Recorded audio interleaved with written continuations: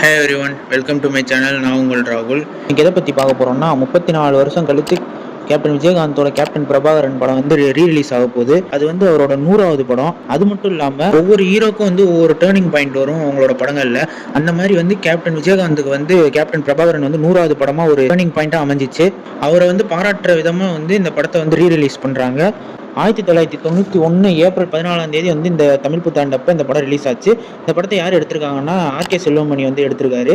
ஒரு படத்துல வந்து எல்லாமே நல்லா இருக்கும் அப்படின்னு சொல்ற மாதிரி ஒரு சில படங்கள் தான் வரும். அது அந்த வகையில வந்து இந்த படமும் அதுல ஒண்ணுன்றதை வந்து சொல்லலாம். ஏன்னா வந்து இசை மியூசிக்கு வந்து இளையராஜாவை போட்டிருப்பாங்க. எல்லா பாட்டுமே நல்லா இருக்கும். ஆட்டமா தேரோட்டமா பாட்டுலாம் எல்லா இடத்துலையும் சக்கப்போடு போட்டுச்சு. அது மட்டும் இல்லாமல் இந்த படத்துக்கு சினிமோட்டோகிராஃபி வந்து ராஜராஜன்.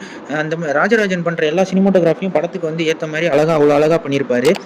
அப்புறமேட்டு வசனம்னு பார்த்தீங்கன்னா ஒவ்வொரு வசனமும் சூப்பராக இருக்கும். அப்படியே அது நம்ம மைண்டில் நிற்கிற மாதிரி இருக்கும். அந்த வசனத்தை வந்து லியாக்கத் அலி கான் வந்து எழுதியிருக்காரு. அதுவும் நல்லா இருக்கும். அது மட்டும் இல்லாமல் சரத்குமார் ஃப்ரெண்ட் ரோலில் நடிச்சிருப்பாரு. அதுவும் நல்லா இருக்கும். அதுக்கப்புறம் இந்த மிரட்டல் வில்லனா வந்து வீரபத்ரன் கேரக்டரில் மன்சூர் அலிகான் வந்து கலக்கியிருப்பாரு.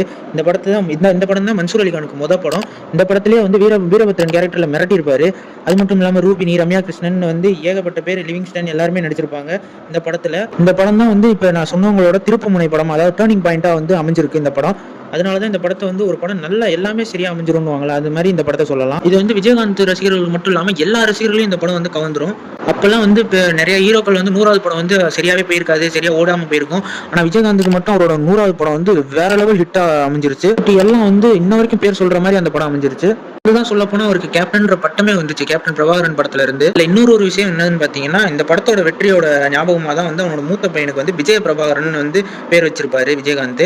அது எவ்வளவு பேருக்கு தெரிஞ்சிருக்கும்னு தெரியல. இவ்வளவு சூப்பரா இருக்கு இந்த படத்தை வந்து 34 வருஷம் கழிச்சு 4Kல மாத்தி 7.1 சவுண்ட் மிக்சிங்ல வந்து ரீமாஸ்டர் பண்ணியிருக்காங்க. இந்த இதை 34 வருஷத்தை கொண்டாடுற விதமா இந்த படம் வந்து டிஜிட்டல்ல வந்து சீக்கிரமாவே வெளியாக போகுது. படத்தை எத்தனை பேர் வந்து வெயிட் பண்றீங்க பாக்குறதுக்கு? கேப்டன் விஜயகாந்த் ரசிகர்களை தவிரன்றதை வந்து கமெண்ட் பாக்ஸ்ல கமெண்ட் பண்ணுங்க. உங்களுக்கு இந்த படத்துல வந்து எந்த சாங்ஸ் ரொம்ப பிடிக்கும் கமெண்ட் பாக்ஸ்ல கமெண்ட் பண்ணுங்க. நெக்ஸ்ட் வீடியோல பார்ப்போம். Stay peace, stay safe. மறக்காம சர்ப்ரைஸ் பண்ணுங்க. Thank you.